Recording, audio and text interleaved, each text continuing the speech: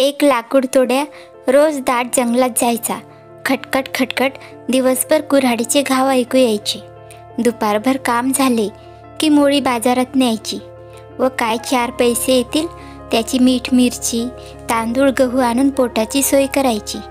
त्या रानात हिंस्र श्वापदे म्हणजे वाघ सिंह रेडे चित्ते असे कोणी नव्हते, पण हरणे ससे दिसत मधून. आज असेच झाले. त्याने लाकडांचा ढीग केला व तो आता मोळी बांधणार. तोवर एक गोजिरवाणी हरीण चौखूर उड्या मारीत धावत आले. किती छान होते ते. अंगावर पांढरे ठिपके, रंग पिवळा सोनेरी, देखणे पण भारीच. सुवर्णमूर्ख म्हणतात तो हाच तर नसेल. काही असो, हरीण दमून त्याच्याजवळ आले व म्हणाले, दादा मला वाचव रे, पारधी मागे लागले आहेत, लवकर लपव. आता याला लपवावे कुठे? पण त्याला सुचले एक छानसे ह्याला लपवायचे ठिकाण. त्याने मोळी बांधण्याऐवजी सैल केली व आत पोकळ जागी हरणाला गुपचूप बस जरा म्हणून सांगून लपवले. वरून 2-4 आडवी तिडवी लाकडे घातली झाकून. फिरून आपले खटखटखट चालूच त्याचे, जसे काही खाईमध्ये घडलेच नाही. पाठीमागून 2 पारधी आलेच. हातात तीरकमठा, खांद्यावर एक मारलेला ससा, दुसऱ्याच्या हातात टिपण साधून ठार केलेले पक्षी इत्यादींची जोडी. त्याने विचारले, ए लाकूड तोड्या, एखादे हरीण ठिपक्या ठिपक्यांची इकडे आलेले पाहिलेच का रे?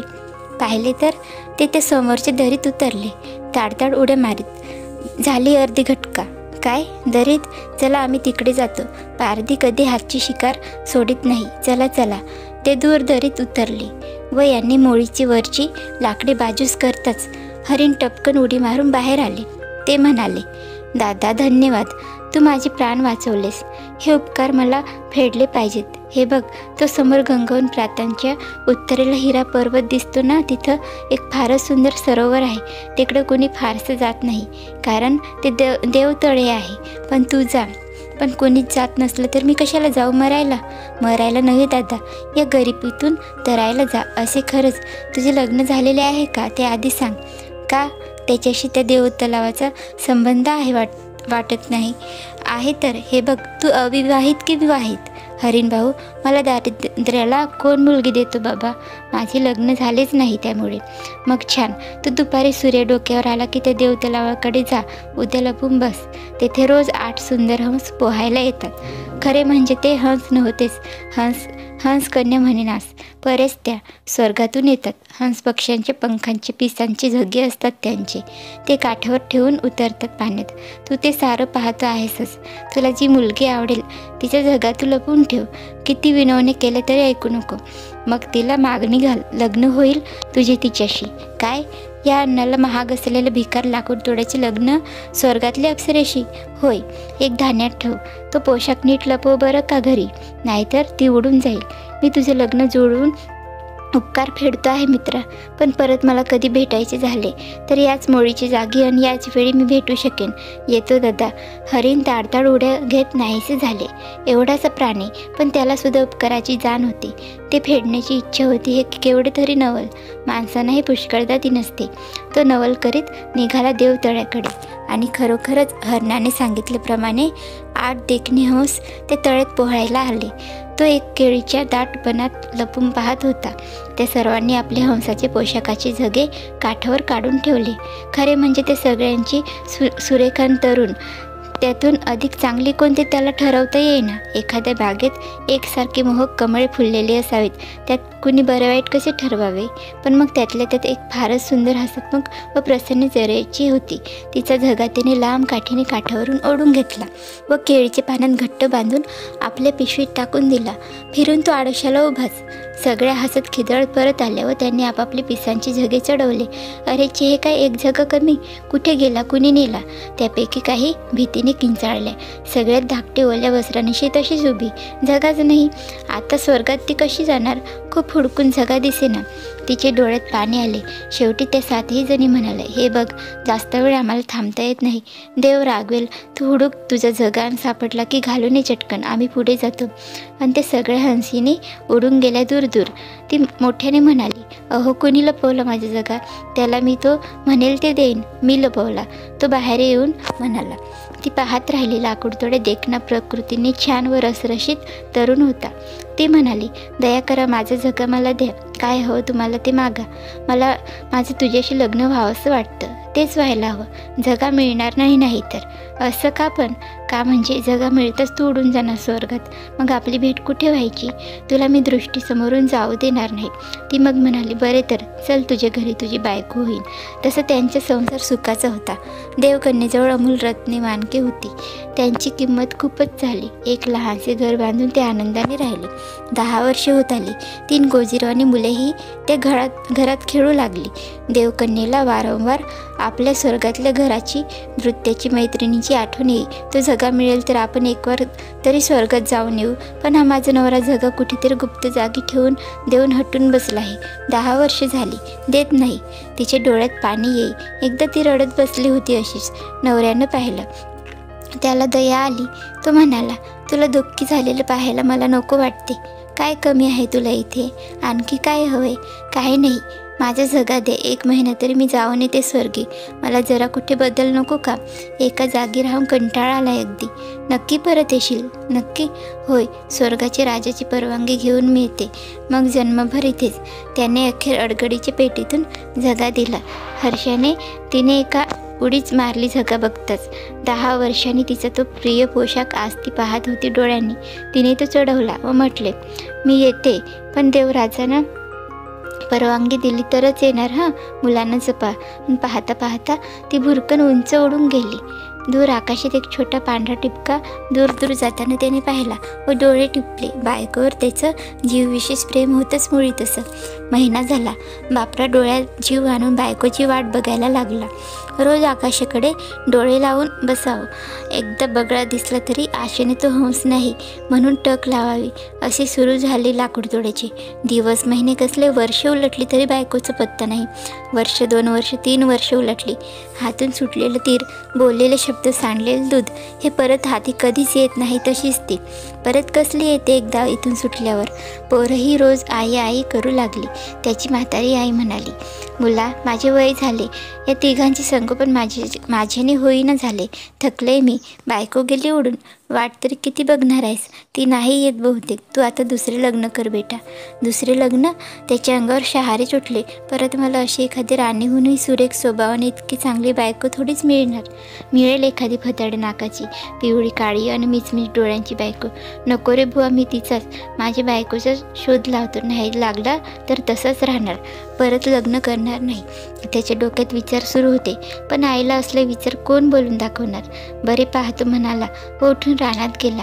आज खूप दिवसांनी त्या सोनेरी हरणाची त्याला आठवण आली. त्यानेच ही बायको मिळवून दिली नाही का? त्याला सल्ला विचारावा. पुष्कळ समज आहे त्याला. तो 10 वर्षापूर्वीच्या रानात त्या मोळीच्या जागी येऊन उभा राहिला व मोठ्याने म्हणाला, मित्रा, सोनेरी हरणा, पांढऱ्या टिपकांची हरणा, तुला भेटायची लाकूडतोड्याची इच्छा आहे रे. कुठे आहेस तू? ये. आणि काय विचारता? पलीकडच्या जंगलातून उड्या घेत सुवर्णमूर्ख तेथे येऊन उभा राहिला. म्हणाला, बरा चाललाय ना संसार? आज गरिबाची बरी आठवण केली. संसार चाललाय कर्माचा. मित्रा, ती उडून गेली. 3 वर्षे झाली. बायकोच नाही तर संसार कसला?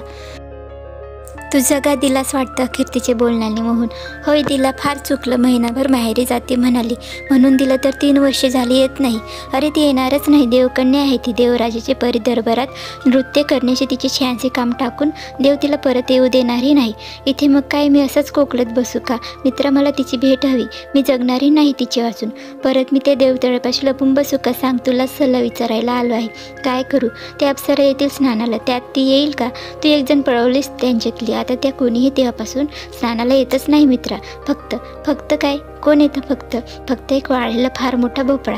आतून पोखरलेलं त्याला दोरी बांधून त्या देवतळ्यात वरून तो भोपळा त्या सोडतात व देवपूजेला पाणी त्यात भरून तो वर खेचून घेतात अलीकडे. अरे रे, मग कसली आशा? हरीण म्हणाले. असा धीर नको सोडू मित्रा. ह्या रिकाम्या भोपळ्यात जर तूच बसलास पाणी भरण्यापूर्वी तर तुला दोरीने खेचून घेतील. त्या पाण्याने भोपळा भरला व वजनदार झालाय असे समजून. बघ आहे तयारी. जा तू स्वर्गात, तेथे तुझी पत्नी तुला भेटेल. मग तुला सुचेल ते कर. हरीण पाहता पाहता कुठे गेले कुणास ठाऊक. हर्षित मनाने तो घरी आला. आता उद्या तो बायकोला आणायला जाणार. आईला म्हणाला, मी दूर एक नोकरी धरली आहे, 2 महिन्यांनी येईन. तोवर पोरांना सांभाळा नीट. छान आहे नोकरी. आणि मग तो उद्याच भोपळी प्रवासाच्या कल्पना करीत आनंदाने झोपला. आज सूर्य माथ्यावर येण्याच्या आधीपासूनच तो देव तलावाजवळ उभा होता. मागील आठवण त्याला आली. येथेच आपण जगाला पोवला. मग ती सुरेख राजस तरुणी येथेच आपली विनवण्या करीत उभी होती. तरी आपण तो जगा दिला नव्हता म्हणून ती आपली पत्नी झाली. आणि आता 10 वर्षांनी आपल्याला काय अवदसा आठवली आणि तिचे रडण्याने मन विरघळून आपण तो जगा दिला. तिला जगा देणे म्हणजे कायमचे तिचा वियोग. ही गोष्ट आपल्याला सुचू नये. केवढा हा मूर्खपणा. तो या आठवणी काढीत होता. तोच वरून आकाशातून सरसरत एखादा लांबच लांब नाग उतरावा व त्याची मोठी रुंद फणी हेलकावत असावी असा क्षणभर त्याला भास झाला. पण भासच तो त्याला क्षणात दिसले. ती फणी नाही, वाटोळा मोठासा एक वाळलेला भोपळा आहे व तो नाग नाही, दोरीच आहे. होय, हेच आपले स्वर्ग यात्रेचे वाहन. हेच भोपळा देवतलावात बुडण्यापूर्वी यांनी पकडला व टपकन उडी घेऊन तो भोपळ्यात बसला. जसं काही एक पोकळ हलक्या रांजणातच तो बसला आहे असे वाटले. लगेच भोपळा वर खेचला जाऊ लागला. गेला गेला उंच उंच. महत्वाकांक्षी माणसाच्या ईर्षेप्रमाणे तो उंचावर चढत चढत आकाशाला भिडला. लाकूड तोड्याने भोपळा गच्च धरून ठेवलेला तो खाली पाहू लागला. आहा, केवढी शोभिवंत दृश्य. एक एक बाहुलीच्या खेळासारखी मोठमोठी प्रचंड शहरे त्याला टिनुले दिसू लागली व उंच पर्वत मुंगीच्या छोट्या टिचभर वारुळासारखे. नद्या म्हणजे चकाकणारी अगदीच चिटुकली एक एक रेग. समुद्र लहानशा पातेल्यात निळे पाणी ठेवावे तसा तळ हाता एवढा. त्याला घेरी आली व त्याने डोळे घट्ट मिटले. भोवती 50 चिमण्यांनी कलकल चालावी तसा आनंदाचा चिवचिवट ऐकू आला. एक हास्याची लकीर त्याच्या फार ओळखीची होती. ती त्याच्या पत्नीचीच. त्याने डोळे उघडले तशी त्याला प्रश्न ऐकू आले. अगं बाई, तुम्ही इथं आलात, छान झाले. मला फारच आठवण येत होते तुमच्या. आपला मोठा धाकटा व छोटा सगळे मुले बरे आहेत ना? मोठे झालेत ना ते? तो उडी मारून बाहेर आला व म्हणाला, सगळे सांगतो पण फार दमलो मी. मला विसावा घेऊ दे. धरती ते आकाश एवढा लांबचा प्रवास तोही हातपाय आखडून त्या भोपळ्यात बसून मी केला. अंग खिळखिळी झाले माझे अगदी. मग तिने त्याला एका रम्य जागी राहायला नेले. देवराजासमोर आज तिने सुरेख नृत्य केले. देवराज म्हणाला, फार छान झाले नृत्य. बोलली, काय वर देऊ तुला? काही नाही बाबा, हे समोर बसलेत ना, हे माझे पती. हे मला पृथ्वीवर न्यायला आलेत. तेव्हा देवराजा हसून म्हणाला, बाळ, आमच्या स्वर्गातील मंडळी अशी सारखं पृथ्वीवर राहायला जाऊ शकत नाही. तुला ठाऊकच आहे. तुला परत मी पाठवून देणार नाही तिकडे, कधीच नाही. तर मग यांना इथे राहायची तरी परवानगी दे बाबा. फार आवडतात हे मला. प्रेमळ सज्जन आहेत. ठीक, तुला येथेच एक महाल वेगळा देतो. राहा दोघे आनंदाने. सुखाचे दिवस काय भराभर जातात. त्या घरी राहून चांगली 8-10 वर्षे झाली होती व चांगले ते दोघे आनंदात राहत होते. स्वर्गात काय कमी होते त्याला? राजासारखे वैभव, कष्ट काहीच नाही. पण तरी तो आताशा झुरू लागला होता. माणसाचे मन मोठे विचित्र असते. दूरवसे ते स्वप्नी दिसे असे होते त्या मनाचे. त्याची लाडकी मुलगी, फार प्रेम होते त्याचे त्यांच्यावर. ते केवढे झाले असतील. मोठं लग्नाला आलं असेल आणि धाकटा चित्रकार झाला असेल. छोटू वाट बघत असेल माझी. आणि बिचारी माझी म्हातारी आई, हाय हाय, ती किती हाल वनवसत असेल. मी नाही म्हणून रडत असेल. छे, मला त्यांना एकदा पाहून यायला हवेच. नुसते भेटून यायला काय हरकत आहे? रोज या विचारांनी त्याची चर्या उदास. पत्नीने खूपदा विचारले. तेव्हा त्याने हे पत्नीला सांगितले व आपण जाऊन नुसतं भेटून येऊया का त्यांना म्हणून विचारले. ती उदासपणे हसली. म्हणाली, किती वेडे आहात तुम्ही. स्वर्गातून पृथ्वीवर अशी ये जा नेहमी करणे सोपे असते तर रोज इथे 150 मानव पृथ्वीवरून धडपडत आले नसते का? मग स्वर्ग व पृथ्वी यात फरक तो काय? प्रत्येक मानवांना इथे येता येत नाही. तुमचं नशीब मोठं थोर म्हणून तुम्ही एकदा आलात. पण आता गेला तर परत येता येणार नाही. आता तिकडे जायचं नाव काढू नका. तो गप्प बसला. पण चेहरा भकास, खिन्न, कशातच मन लागेना. अखेर पत्नीलाच दया आली.